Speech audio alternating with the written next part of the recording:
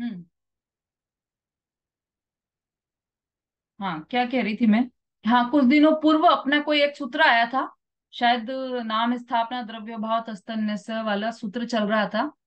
और उसपे मैंने ये बताया था कि जो चारवाक मत वाले होते हैं, वो उनको वो बस जो अभी है वर्तमान में बस उसी को मानते हैं, कि जो दिखता नहीं है उसे मानते ही नहीं। कि आत्मा नहीं है, कहाँ है, दिखाओ, अगर है तो दिखाओ। नहीं, हम नहीं मानते। नहीं है, नहीं दिख रही है तो हम नहीं मानते। स्वर्ग नरक किसने देखा है? देखा ही नहीं है, हम कैसे माने? ऐसी उनकी प्रवृत्ति रहती है ना। तो ये जो चारवाक मत वाले हैं, जो ऐसा मानते हैं कि कहाँ है स्वर्ग नरक, दिखे तो बताओ, कहाँ रहते हैं ये? हाँ,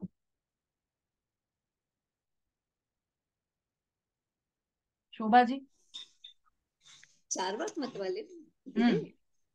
चार्वाक मत वाले हाँ मत हाँ जैसे सभी का जैसे अपना मत है, वैसे चार्वाक मत वाले भी इंसान ही तो होते हैं। वो हाँ सबके अपने अपने मत होते हैं। हाँ, हाँ। तो तो अब वो जो प्रेजेंट में है उनको दिखता है वो ही मानते हैं, बाकी को नहीं मानते तो उनका। ऐसे ऐसे कौन है? जैन मत वाले हैं कि चारवाक मत वाले हैं कि अपन है कि कोई और है? अपन तो नहीं, अपन तो मानते हैं कि आत्मा होती है और अगला जन्म होता है, और मनुष्य मर के दूसरे शरीर में जाता है या दूसरा जन्म लेता है।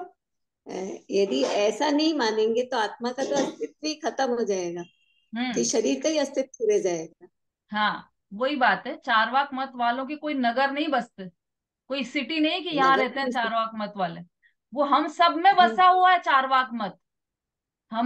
हमारे मान्यताओं में बसा हुआ है कि नहीं, अरे वो नहीं दिख रहा है तो मन में संशय रहता है कि पता नहीं। अब लिखा तो है जैन संशय। धर्म में ऐसा। पता नहीं स्वर्ग है भी कि नहीं। पता नहीं मति ज्ञान के इतने भेद होते हैं कि नहीं। पता नहीं ये जो लिखा है वो इसमें से कितने सही है, इतने इतने भेद थोड़ी होते होंगे। इतने भेद तो याद ही नहीं रहते, तो ये कैसे हो सकते हैं? है ना। दीदी, स्वर्ग की बातें सुन के और नरक की बातें सुन के जो मतलब सुनो ना, तो सही में ऐसा लगता है कि 500 धनुष की काया नारकी जीव की, तो सही में ऐसा होता होगा कि नहीं होता, ये तो ये सही में तो तो ये चार लाख इसीलिए अपन कहा ही है कि होगा। चारवाक मत वाला कहीं नहीं है, अपने अंदर ही बैठा हुआ है चारवाक मती। हमारी ही मान्यता ऐसी है कि पता नहीं, ये संशय चलता रहता है। जो दिख नहीं रहा है उसको हम कैसे मान लें? है ना, कहीं नहीं है। अब उससे कहो कि भैया जापान है कि नहीं है, कि वो बोलेगा कि है, तो क्यों तुम तो जो दिखता नहीं उसको नहीं मानते हो ना, तुम तो गए नहीं कभी जापान। फिर तुम क्यों मान रहे हो कि जापान है? क्यों अनुमान लगाया, न्यूज आई वहां का, वहां के जो लोग आए उनसे, तो यही तो ये कह रहे हैं यहाँ पर भी कि भाई अनुमान लगाया जाता है, हर चीज दिखाई नहीं दे सकती। स्वर्ग नरक दिखाई नहीं देंगे, म्यूट कर लीजिए जरा।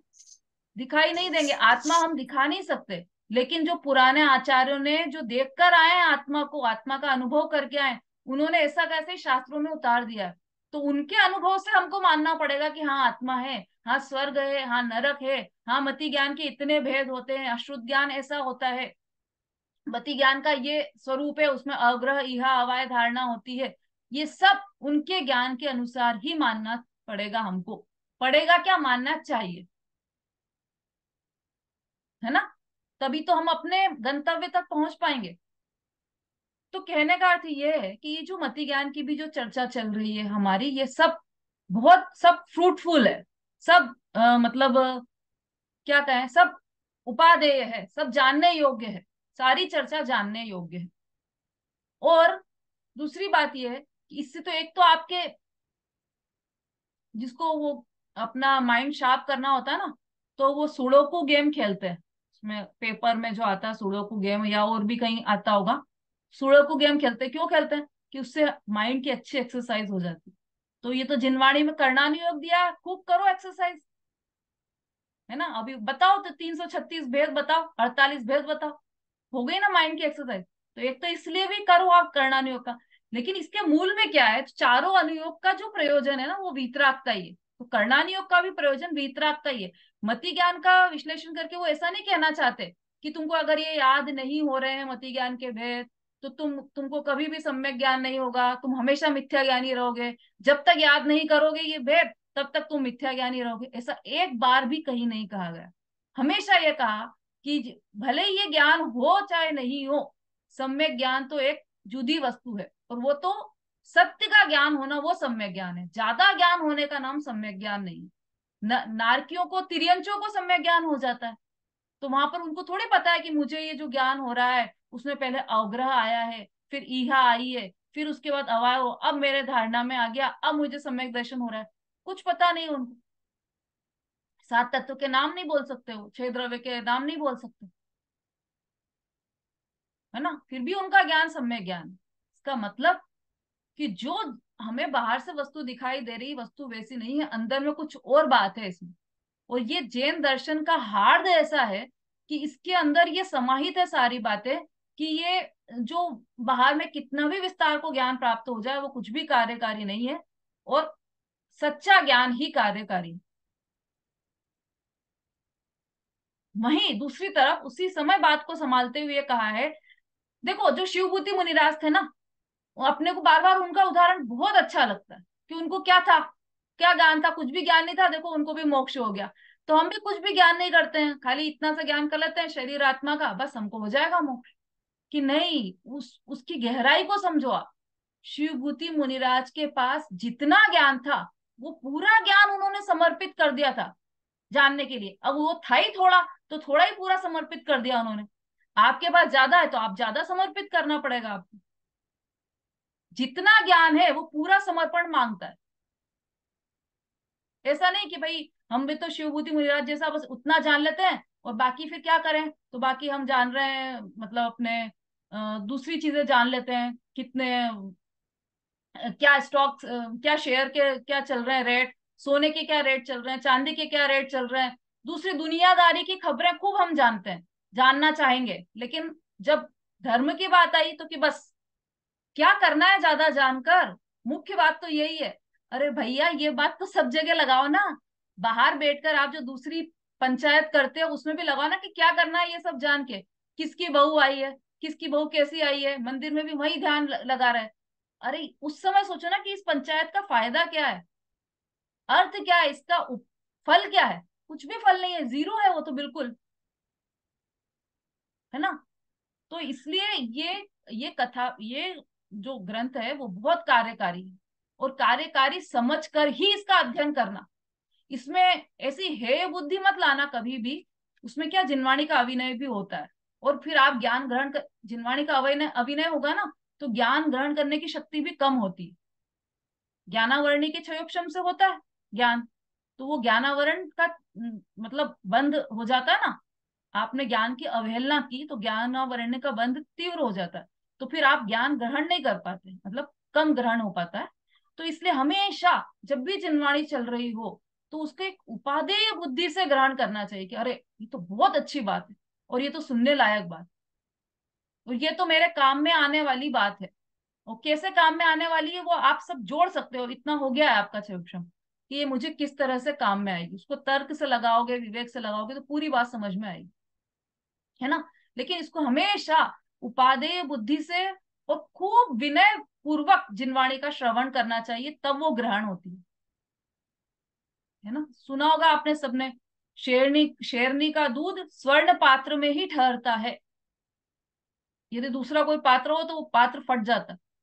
तो मतलब यदि शेरनी का दूध हमें लेना हो तो स्वर्ण पात्र लेना पड़ेगा। ऐसे ये जिनवाणी ग्रहण करना हो तो हमारे मन में, हमारे मन की कोमल जो भूमि है वो इतनी कोमल होना चाहिए कि उसमें वो जिनवाणी ग्रहण हो सके। और उस कोमलता के लिए हमें पूरा विनम्र होना पड़ेगा जिनवाणी के प्रति, पूरा समर्पित होना पड़ेगा जिनवाणी के प्रति। तब हमारी वो भाव भूमि, जैसे खेती होती है ना, तो पहले उसको नर्म किया जाता है, खेत भूमि को, जमीन को, ऐसे ही इसको नर्म करना पड़ेगा। और नर्म करोगे तब इसमें ये स्वानुभव के बीज अंकुरित हो पाएंगे। इसलिए जिनवाणी को पूरा भक्ति भाव से, इसलिए मैं हमेशा कहती हूँ कि जिनवाणी स्तुति जरूर लेना चाहिए, और खूब उत्साह पूर्वक जिनवाणी स्तुति बोलना चाहिए, क्योंकि ये तो हमारी जीवन प्रदायिनी है जिनवाणी माधव। इसकी जितनी भक्ति करें उतना कम है। ठीक है, अभी और कभी भी बात चली तो और बताएंगे आपको कि इस बारे में क्यों हमें ये इस चीज का ज्ञान हमें क्यों होना चाहिए, जैसे जैसे बात बात आती जाएगी बताते जाएंगे। चलिए अब आ जाते हैं अपने विषय पर।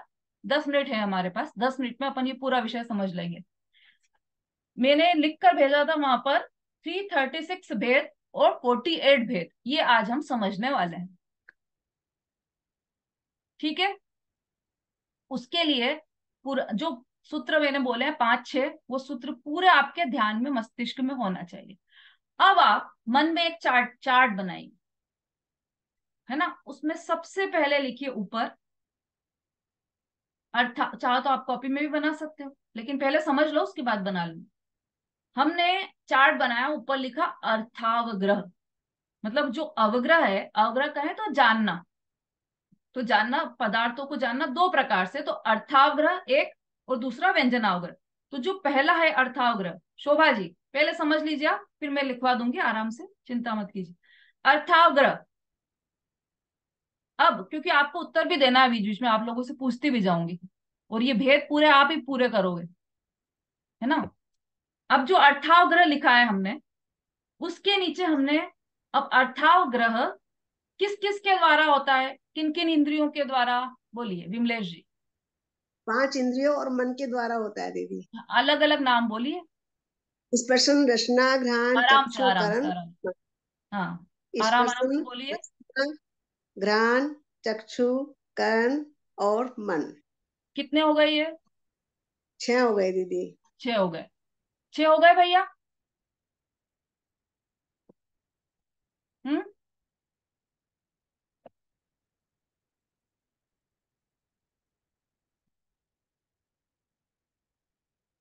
6 हुए कि नहीं हुए, कितने हुए हैं पक्का पक्का बताना है। कौन बताएगा? कल्पना जी, आपने बहुत दिनों से जवाब नहीं दिया है, बोलिए।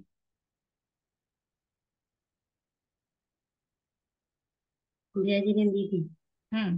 एक रह गया शायद, कर्ण। हाँ, आप बोलिए कौन कौन से। हम्म, स्पर्श, रसना, घ्राण, चक्षु और स्पर्श, रसना, घ्राण, चक्षु। एक रह गया, कर्ण और हम्म, मन। कितने हो गए? 6 हो गए। हम्म, 6। ठीक है, बहुत बढ़िया। उन्होंने, विमलेश जी का भी सही था, पर चलिए, डेल डेल कौन है भाई?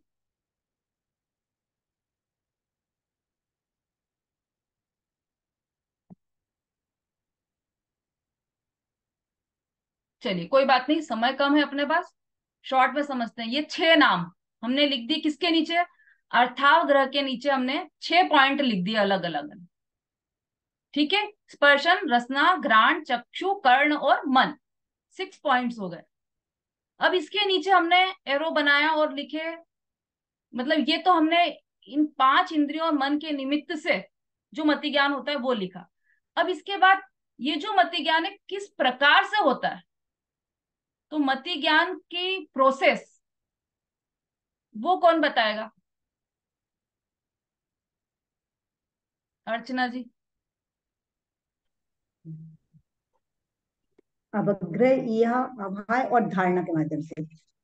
हाँ, ठीक है। मति ज्ञान द्वारा जानने का क्रम कौन कौन सा है? हाँ, अनुज जी।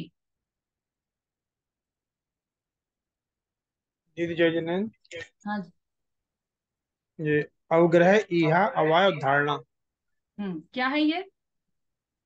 ये मति ज्ञान के क्रम। हाँ, मति ज्ञान द्वारा जानने के क्रम, ठीक है। तो ये हमने ऊपर कितने पॉइंट थे? ये 4 हो गए, अवग्रह, इहा, अवाय और धारणा। उसके ऊपर कितने थे?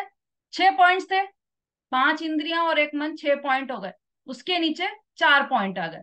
अब इसके नीचे ये जो मति ज्ञान है वह कितने प्रकार के पदार्थों को जानता है?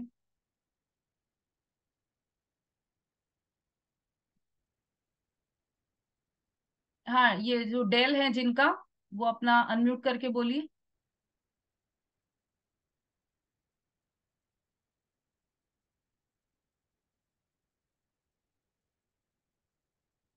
अनीता जी।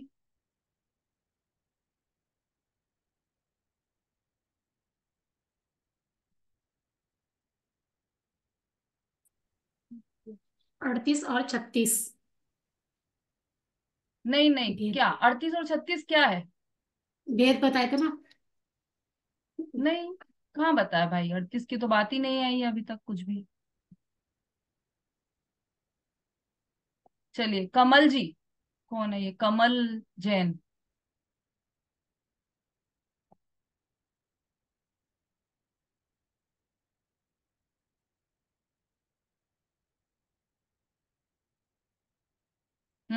ममता बारह जी, बबीता जी, हाँ कमल जी बोलिए। 12 प्रकार के बहुविध क्षिपाणी सुतानुक्त ध्रुवाणाम सीताराम। हाँ, बिल्कुल सही। चलिए, अभी तो इन्होंने सूत्र में बताया है। ये 12 प्रकार के नाम, इन 12 प्रकारों के नाम बताने हैं। कौन बताएगा? थोड़ा सा जल्दी जल्दी। अब मुझे तो जो जिनके हैंड रेज है उन्हीं से पूछना पड़ेगा। हाँ, नंदिता जी बोलिए। बहु बहुविध इंद्र। बहु हाँ। बहु का ऑपोजिट एक। हम्म बहुविध, एकविध, क्षिप्र, अक्षिप्र, अ, अ, अनिश्रत, निश्रत, और अनुक्त और उक्त और ध्रुव अध्रुव। हो गए 12। हाँ। हम्म अरे, बहु, घबराने की क्या बात है भाई? हाँ मेरे तो हो गए 12। हो गए ना, ठीक है। आरती जी बोलिए, जरा बिना देखे बोलना है नाम ये। नहीं दीदी, हाँ बोलिए मैं बोलिए। दीदी बिना देखे नहीं पढ़ पाऊंगी अभी। क्योंकि अरे, मेरे अभी 10-12 दिन से मैं क्लास, 12-13 दिन से मेरी क्लास थोड़ी डिस्टर्ब रही, घर में पोता हुआ है इसलिए। अच्छा, चलिए बिना देखे कौन हाँ, बताएगा वो हैंड रेस कीजिए। अभिलाषा जी बोलिए। जय जिनेन्द्र दीदी। बहु का अपोजिट एक, बहुविध का अनेक, बहु बहुक्षिप्र, अक्षिप्र, अनिश्चित, निश्चित, और अ, अ, अन, अ, बहु बहुक्षिप बहु बहुक्षिप्र, ध्रुव अध्रुव, और अनुक्त का उक्त। एक एक सीक्वेंस थोड़ा सा गड़बड़ हुआ है, ठीक है। पर ये अनुक्त 12 सबको याद होना पड़ेंगे, है ना? 12 पदार्थों के नाम सबको याद होना चाहिए। ठीक है, अब आ जाइए अपने पॉइंट पर। हमने ऊपर सबसे पहले 6 लिखे थे, उसके नीचे 4 लिखे थे, उसके नीचे कितने लिखे? हाँ, आप हाथ से बताते जाइए, मुझे दिख रहा है सबका। आवाज भले ही नहीं आए लेकिन दिख तो सबका रहा है। सबसे ऊपर कितने हैं? सबसे ऊपर अर्थाव ग्रह में सबसे ऊपर, हाँ वेरी गुड, 6। उसके नीचे, हाँ 4, बहुत बढ़िया। उसके नीचे,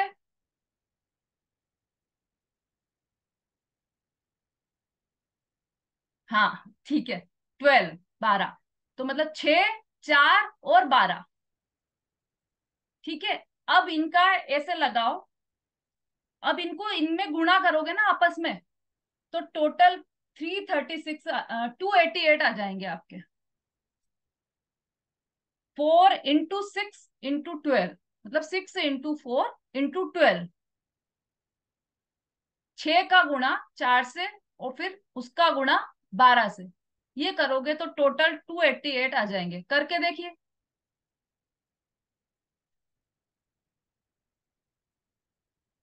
6 तो हो गए अपने, इंद्रिया और मन मिला के 6, और अग्रह हवाए धारणा वाले 4, और 12 बहु बहुविध वाले, तो ये 12। तो इन तीनों का आपस में गुणा किया तो किसने किया भैया? किसके आए हैं उत्तर? हाँ विशु जी। हाँ जी दीदी, 288 आ गया आंसर। 288 आ गया पक्का? हाँ जी। ठीक है, तो ये 288 भेद हो गए किसके? अर्थाव ग्रह के। ये 288 भेद हो गए, है ना? देखो, आप लोगों ने ही बता दिए सारे भेद तो ही। अब दूसरा आया व्यंजनावग्रह। अब व्यंजनावग्रह में क्या चेंज आएगा भाई? अभी हमने अर्थावग्रह में सबसे ऊपर क्या लिखा था? 5 इंद्रियां और 1 मन। व्यंजनावग्रह में भी यही आएगा क्या सेम? तो क्या चेंज आएगा? कि व्यंजनावग्रह 5 इंद्रियों और मन से नहीं होता, तो किससे होता है? हाँ सुषमा जी, कितना?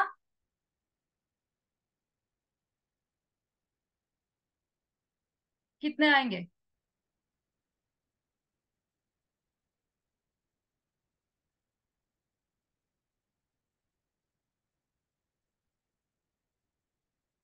चलिए विमलेश जी बोलिए। दीदी चक्षु और मन को छोड़कर हम्म, स्पर्शन, रसना, घ्राण और कर्ण आएंगे, 4 इंद्रिय। बिल्कुल सही। 4, 6 की जगह 4 हो जाएंगे यहाँ पर, ठीक है? वहां पर 6 थे, अब यहाँ पर 4 हो जाएंगे। सबसे ऊपर का हो गया। अब इसके नीचे आ जाइए। नीचे वाले में हमने उसमें लिखा था, अर्थावग्रह में, अवग्रह, इहा, अवाय और धारणा।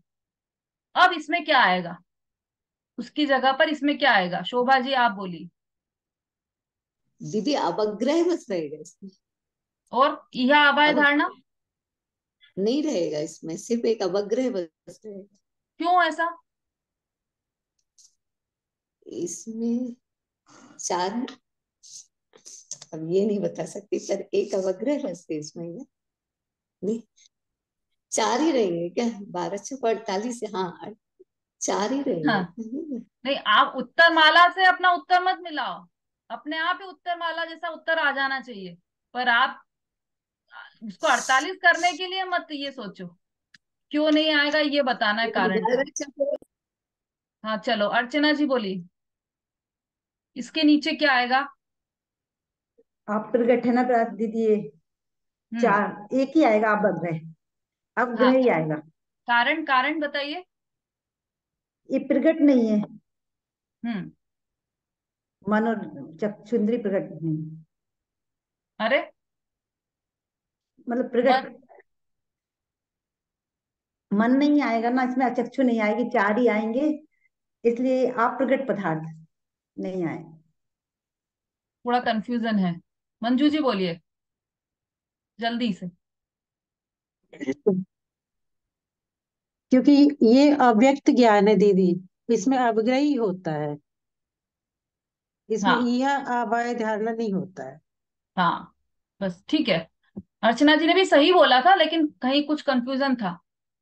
अब उसका डिटेल नहीं कर रहे हैं। अपन तो अपनी बात पर आ जाइए कि ये केवल मन और चक्षु इंद्रिय से ही होता है, और ये व्यंजनावग्रह, जो व्यंजनावग्रह है वह केवल चक्षु और मन से ही होता है, बाकी सबका व्यंजनावग्रह नहीं।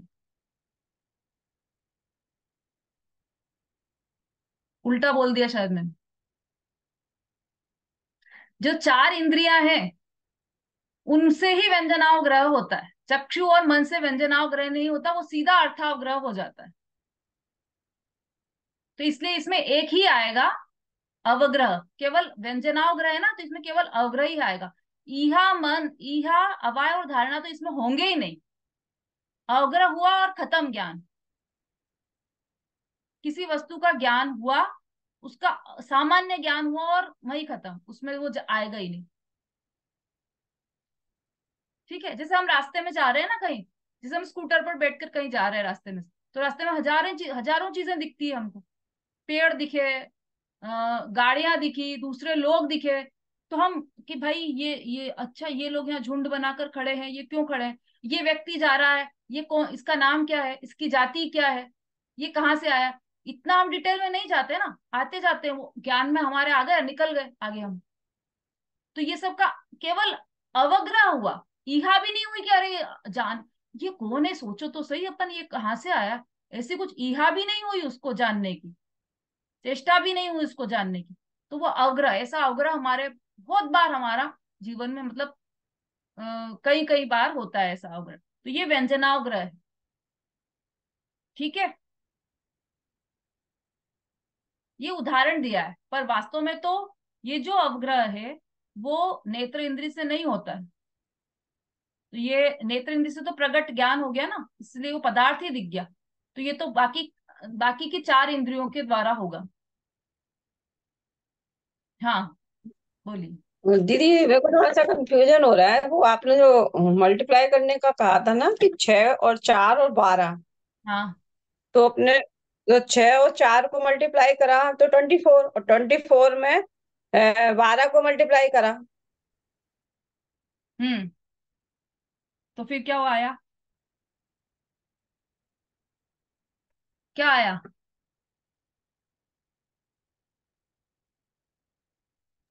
288। 288 आ गया ना फिर? हाँ अरे जी। आपने म्यूट कर लिया संगीता जी। नहीं, मेरा खुला हुआ है दीदी। अब खुला है, बोलिए। अभी तक आवाज नहीं आ रही थी आपकी। अच्छा अच्छा। मैंने ये जैसे अपने ऊपर 6 थे, नीचे हम्म। 4 हैं, उसके नीचे 12 हैं, यही हम्म। मल्टीप्लाई करना है ना आपस में। हाँ हाँ हाँ तो अब 6 और 4 को मल्टीप्लाई किया तो 24, 24 आया। हाँ 24 को 12 से मल्टीप्लाई किया तो 288 आया। हाँ, ठीक है ना। 336 कैसे हुए? किसने कहा 336? 288 ही तो बोला था। अच्छा। हाँ हाँ, हाँ टू जी। एटी एटी हो गए अभी तो। बस ठीक है। अब ये तो हो अच्छा गई अर्थावग्रह की बात। अब व्यंजनावग्रह की बात चल रही है हमारी। उसमें पहले हमने 4 इंद्रियां ली है। मन भी नहीं और नेत्र इंद्री भी नहीं। अब अच्छा। सुनते जाना फटाफट, अब मैं अच्छा, ये प्रश्न खत्म अठारह कर। के हो गए 288। हाँ, अब सुनिए संगीता जी ध्यान से। व्यंजनावग्रह में अच्छा 4 लिया, उसके बाद नीचे अवग्रह आया, और उसके बाद ये अवग्रह किसका? तो यही 12 पदार्थों का अवग्रह। बहुविध छपराने अच्छा। वाले जो 12 पदार्थ है। तो अब इसमें किसको मल्टीप्लाई किया हमने? सबसे पहले क्या था? 4। 4 मल्टीप्लाइड बाय 1, क्योंकि अवग्रह ही हुआ केवल, तो 4 ही हुआ। अब 4 मल्टीप्लाइड बाय 12, मतलब 12 को 4 से गुणा करेंगे, 4 को 12 से गुणा करेंगे तो कितना आएगा? 12 को 4 दूनी 8, 48 आएगा दीदी। हम्म। अब ये जो 48 48। आया है 48, उसको 288 में प्लस कर दीजिए। अच्छा। जो पहले हमने 288 निकाला था ना अर्थावग्रह का, उसमें प्लस कर दीजिए।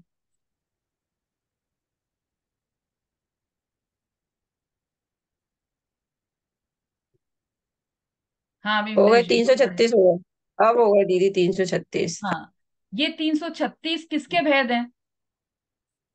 मति ज्ञान के भेद मति है ज्ञान को। 336। अभी मति देखो ज्ञान अपन ने को। इसको शॉर्ट में समझ लिया है, लेकिन वास्तव में तो एक एक का डिटेल करोगे तो जैसे हमने अर्थावग्रह में किया था, ऊपर 6, फिर नीचे 4, और फिर 12। तो वो चार जो ऊपर 6 थे उसमें सबसे पहले क्या था? स्पर्शन इंद्री, ठीक है। हाँ, स्पर्शन इंद्री। अब नीचे से एक उठाओ, अवग्रह, और फिर उसके नीचे से एक उठाओ, बहु। ये 3 का एक जोड़ा बना। फिर स्पर्शन इंद्री, ईहा और बहु, ऐसे एक जोड़ा बना। ऐसे स्पर्शन इंद्री का इन चारों में लगाओ और एक पदार्थ में लगाओ। ऐसे फिर स्पर्शन इंद्री का रसना इंद्री का फिर लगाओ इन चारों में एक एक करके। रसना इंद्रिय, अवग्रह और बहु। रसना इंद्रिय, ईहा और बहु। ऐसे कर करके ये सारे जोड़े बनेंगे। 3 3 के इतने सारे जोड़े बनेंगे। तब जाके आपका 288 इसमें आंसर आ जाएगा अर्थावग्रह में। ऐसे कैसे व्यंजनावग्रह में करोगे आप तो उसमें भी आ जाएगा। जैसे कि सबसे पहले क्या था उसमें? नेत्र। नेत्र इंद्रिय ना, तो नेत्र इंद्रिय उठाया हमने इधर से, उसका अवग्रह और उसका बहु, तो ये 3 का एक जोड़ा बन गया। ठीक है। तो इसमें तो ये क्योंकि अवग्रह एक ही है, इसलिए तो 4 4 का जोड़ा, मतलब 12 बार 4 का जोड़ा बन गया, तो 48 आ गया आंसर। समझ में आ रहा है सबको?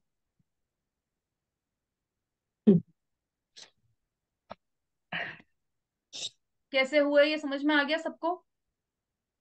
थोड़ा व्यंजन अवग्रह का थोड़ा भी अच्छे से समझ नहीं आया। अवग्रह अकेला ही लेना है 12 पदार्थों के साथ। हाँ, और नेत्र चक्षु, नहीं नेत्र नेत्र और मन, चक्षु और नेत्र एक ही बात है। मन। हाँ, हाँ, बस ये नेत्र दो, और मन। केवल अच्छा, ये दो ही लगेंगे उसमें। नेत्र और मन। हम्म। तो 12 नहीं बार, नहीं, मतलब अरे 12 उल्टा बार हो गया, अवग्रह एक में। मिनट रुको। नेत्र और मन के अलावा की 4 इंद्रियां, वो व्यंजनावग्रह है। मतलब अच्छा नेत्र अच्छा और मन अच्छा, से नेत्र। तो सीधा पदार्थ का ज्ञान हो रहा है ना। तो नेत्र और मन को छोड़कर बाकी की स्पर्शन, रसना, घ्राण नेत्र और और मन कर्ण, को छोड़। ये 4 इंद्रिय से, ये 4 मल्टीप्लाइड बाय 12, ये हो गया व्यंजन अवग्रह। और अर्थावग्रह में क्या था? अच्छा। 5 इंद्रिया और मन, इन सब का अवग्रह, यह अवाय जी। और धारणा, और फिर इंटू 12, तो ये 288 हो गए थे।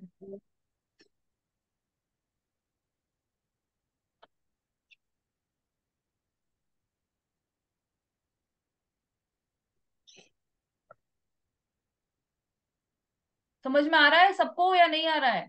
सरिता जी, आ गया थोड़ा थोड़ा। अनीता जी, कुंद प्रभा जी, बबीता जी, थोड़ा ही आया क्या? अभी पूरा नहीं आया? आ गया दीदी। आ गया? अवग्रह, व्यंजनावग्रह में अवग्रह एक अकेला, फिर 12 पदार्थों को नेत्र और मन को छोड़कर वहां की 4 इंद्रिय से मल्टीप्लाई करना है, हाँ। तो वो हम्म 48 आ जाएगा। 48 को 288 में जोड़ के 336 मति ज्ञान के भेद आ जाएंगे। और टेबल्स याद हो तो 12 4 जा 48 वैसे ही हो गए, और अवग्रह तो एक 48 ही है। है ना, इसलिए 48 हो गए वो। हाँ, अवग्रह बोलिए अकेला जल्दी। है, फिर ये 4 ये हैं। बोलिए जल्दी, समय चक्षु हो और गया है। मन छोड़ के स्पर्श, रसना, घ्राण और कर्म। हाँ संगीता जी म्यूट कीजिए आपका। हाँ बोलिए वीना जी। ओके दीदी। अवग्रह और व्यंजनावग्रह में फर्क क्या है वैसे? बहुत फर्क है। व्यंजनावग्रह में अप्रगट पदार्थों का ज्ञान हुआ और खत्म हो गया, उसमें इहा अवाय और धारणा कुछ भी नहीं हुई। और हाँ। इसमें अर्थावग्रह में तो पदार्थ पूरा ज्ञान में आया है, प्रगट पदार्थ ज्ञान में आया, फिर उसमें प्रश्न हुआ, संदेह हुआ, उसमें चेष्टा हुई और जानने की, अरे और क्या है इसमें, फिर जाना, और फिर उस पर डिसीजन पे पहुंच गया कि अच्छा यही है। ये कल दिया था ना उदाहरण कि ये वो झंडा नहीं, ये तो कबूतर ही है, ऐसा डिसाइड हो गया। उसके बाद धारणा ज्ञान में चला गया। नहीं, वो कह रहे हैं ना व्यंजनावग्रह में सिर्फ हम्म अवग्रह है, ज्ञान है, और हाँ बाकी बस के नहीं है। सामान्य ज्ञान होके और छूट गया, उसके बाद दूसरा विषय जानने में आने लग गया, ऐसा। ये वो है व्यंजनावग्रह। अ- अच्छा। ठीक है, चलिए अब ये सबको समझ में आ गया हो तो कल की क्लास में अपन, अच्छा कल इसका रिवीजन चाहिए क्या सबको एक बार?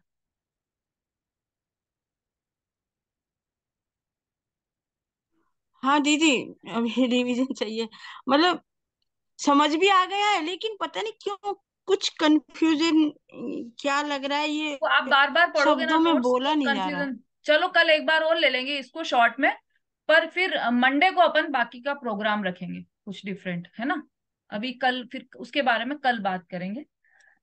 जावाणी के ज्ञान से सूझे लो कालो, सोवाणी मस्तक नमो सदा देत हूँ ढो। बोलिए जिनवाणी माता की जय, महान जैन धर्म की जय। जय जिनेन्द्र दीदी। जय सभी को जय जिनेन्द्र, जय जय जिनेन्द्र। जिनेन्द्र। जय जिनेन्द्र, जय जिनेन्द्र। जय जिनेन्द्र। सभी को जय जिनेन्द्र दीदी। सभी जय को जय जिनेन्द्र। जिनेन्द्र।